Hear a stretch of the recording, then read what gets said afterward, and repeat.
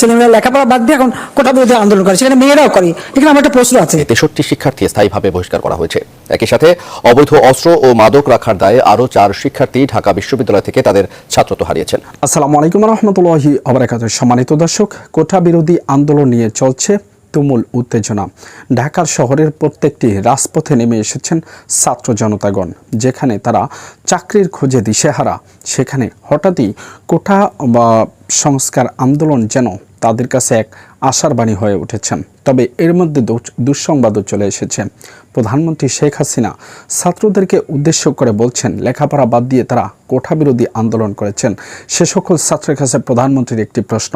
দর্শক, কি সেই প্রশ্ন, সেটি বিস্তারিত দেখাবো আজকের ভিডিওতে, আলোচনা করব সেই বিষয়ে। এদিকে কোটা বিরোধী আন্দোলন করতে যাওয়া বিভিন্ন শ্রেণী শাখার ছাত্রদেরকে ইতিমধ্যেই গুম করা এবং তাদেরকে সরিয়ে দেওয়ার মতো প্রোগ্রামও চলতেছে বলে অনেকেই মনে করছেন।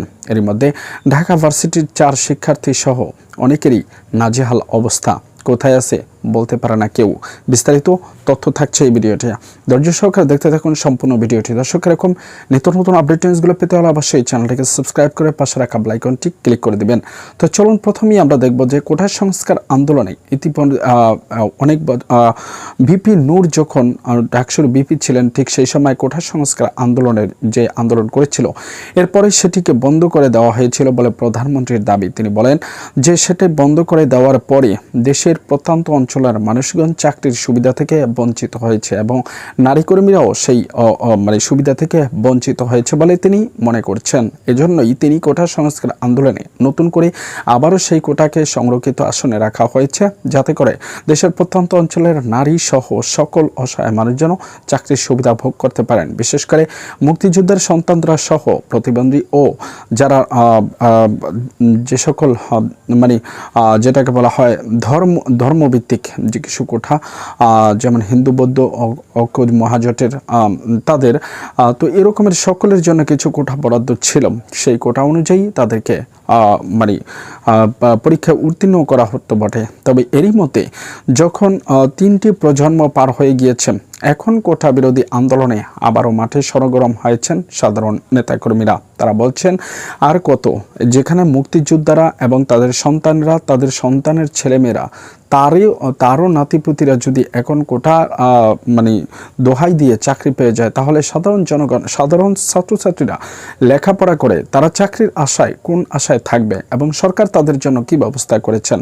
এজন্যই কোটাকে উঠিয়ে দেওয়ার জন্য সরকারের কাছে জোর দাবি জানিয়েছেন এ সকল ছাত্র জনতাগণ।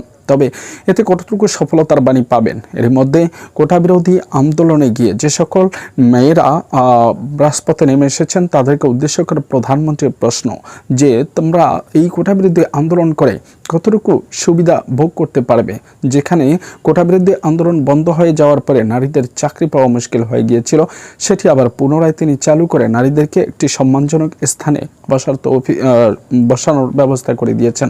সেখানে সেই নারীরাই এখন রাজপথে এসে প্রধানমন্ত্রীর বিরুদ্ধে কোটা বিরোধী আন্দোলনের যেই তোড়জোড় বাজিয়েছে, সেটি প্রধানমন্ত্রীর নির্ঘাতই পছন্দ মতো হয়নি। দর্শক, এরই মধ্যে আপনারা জেনে থাকবেন যে 64 জন ছাত্রছাত্রীর উপরে যেই মানসিক এবং তাদেরকে গুম করার যেই পরিকল্পনা চলছে, বিশেষ করে ঢাকা ভার্সিটির 4 শিক্ষার্থী সহ, এটি নিয়েও ইতিমধ্যেই তুমুল আলোচনা ও সমালোচনা সৃষ্টি হয়েছে।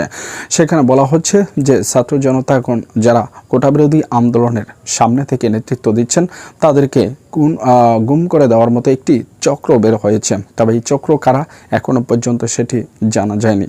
তবে চলছে চুলছেরা বিশ্লেষণ যে কারা এরা, কোথা থেকে উঠে এসেছে বা এরা কী করতে চাচ্ছেন। তবে প্রধানমন্ত্রীর প্রশ্ন এবং এদের যেই ছাত্র জনতাদেরকে যেভাবে খুন এবং গুম করার জন্য পরিকল্পনা করছে, এটা কতটুকু বাস্তব হতে পারে সেটি আপনারা জানাবেন আমাদেরকে কমেন্টস বক্সে। দর্শক, আজকের মতো এখানে বিদায় নিচ্ছি। দেখা হবে অন্য কোনো ভিডিওতে। ততক্ষণ পর্যন্ত ভালো থাকুন, সুস্থ থাকুন। আসসালামু আলাইকুম রহমতুল্লাহি ওয়া বারাকাতুহু।